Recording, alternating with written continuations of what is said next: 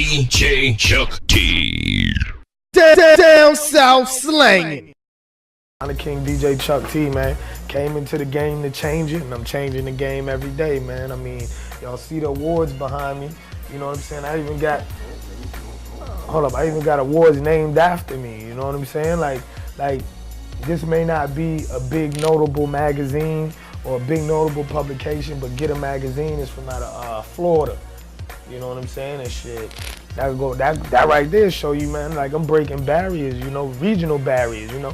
I got niggas in Florida naming awards after me, like DJ Drama won this award last year. Like, who would have ever thought that DJ Drama was winning an award with my name on it, you know what I'm saying? Like that right there should inspire any and everybody from the Carolinas to shoot higher, you know what I'm saying? Naturally, y'all know about the Southern Entertainment Awards. I got nominated for a Source Award the year before they shut down. I won a Justo, which is basically like a Grammy, you know what I'm saying? Like, the only other person to bring home a Justo was B-Lord, and see, a lot of niggas don't even know that, you know what I'm saying? B-Lord had a Justo back when it was really first getting off the ground, you know, but now competition is a little more fierce. The awards itself got a lot more notoriety.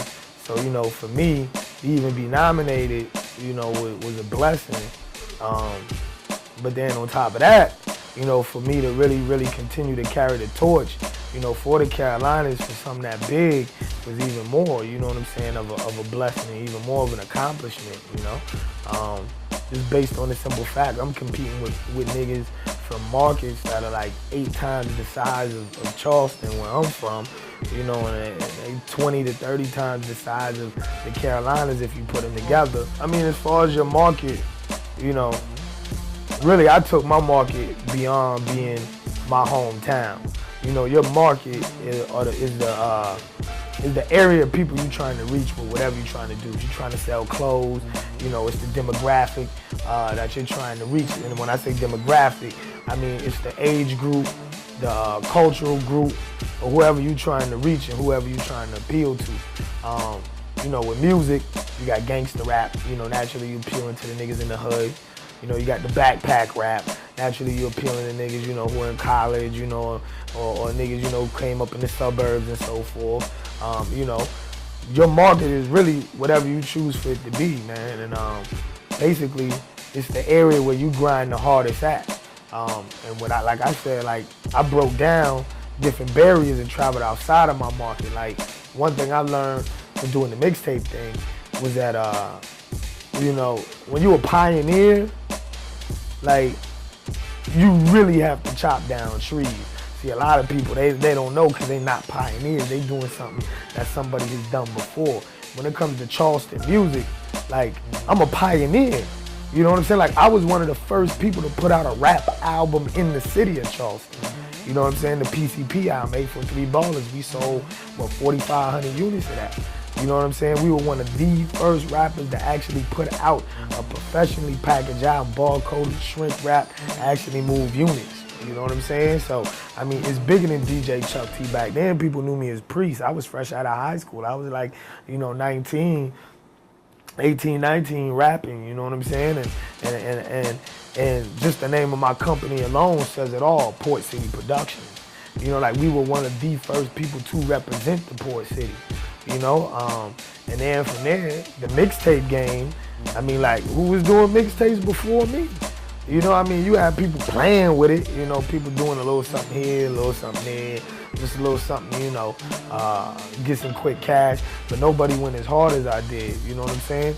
And I chopped down trees, man. Like, I had to not only educate the consumers on what mixtapes was, but I had to educate the store owners on what mixtapes was so that I could get stores. And a lot of my first stores weren't even real music stores. They were gas stations, you know what I'm saying? Like, clothing stores. Like, I had to sell mixtapes out my trunk. You know, I had to, you know, post up on the corner just as if a nigga was selling crack and sell mixtapes. And I mean, like, I really want to stress this. A lot of people in South Carolina, in North Carolina too, because I'm in Charlotte right now, you know what I'm saying? That's where I reside at, and I see it even 3 times more here than in South Carolina. But everybody thinks they're stars. You know, like, everybody has their own reason for why they feel like the Carolinas isn't on. You know, people say it's about unity. Not a lot of people are working together. Every time I turn around, I see niggas working together. You know what I'm saying? I mean, I don't know what a lot of other niggas may see, but you know, I see niggas working together around here. You know, a lot of people say, oh, people hating on each other. Man, any market you go to has the crab mentality, crabs in the barrel. The crabs in the bucket theory. It's a lot of hate. It's a lot of crab in the barrel go around here. Crabs in the bucket mentality. That's anywhere. You know what I mean? But it's like niggas get heads so huge, especially in Charleston, because you know we're the leaders of the Carolina movement. No matter what any city may think, Charleston is that city when it comes to independent music. Ain't no other city in the Carolinas has independent local artists get paid shows. You know what I'm saying? We got niggas like Marley Marl, Fat Boy, Pacino, Dino get paid shows. And these niggas actually move units. Like sound scan units, these niggas move units. But nah, besides that, like I said, niggas get huge heads and their egos get so big and they get blown out of proportion, you know, and they haven't even really done anything that it sort of keeps them from grinding. You know, like they feel like, you know, they sell 500 copies of an album, you know, they get 20 spins a week on the radio, they, you know, get a little show here and there, open it up for this artist and that artist, and they get so huge. They feel like they're so huge and they get so huge inside their head that they get stagnant. You know what I'm saying? Like they cease to go out and grind. Like they feel like people should come to them rather than them going to people. And like no matter how big I got, I always check myself mentally and said, nigga, you ain't shit. You know what I'm saying? And that's what kept me grinding. That's what kept me moving. I mean, like, people always come to me and, you know, they hit me up on MySpace and call me, you know, tell me, you know, how good of a job I'm doing. They tell me how proud of me they are.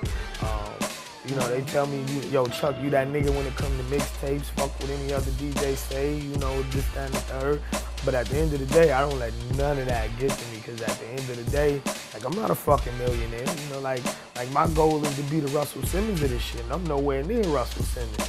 So until I get to that point, and even once I do get to that point, I'm still not gonna let that affect me, you know, because there's niggas bigger than Russell Simmons. Like, Russell Simmons gets a check cut, or when he was owning Def Jam, he got a check cut from a major. You know what I'm saying? There's somebody above him who's giving him 300 million, who has 300 billion.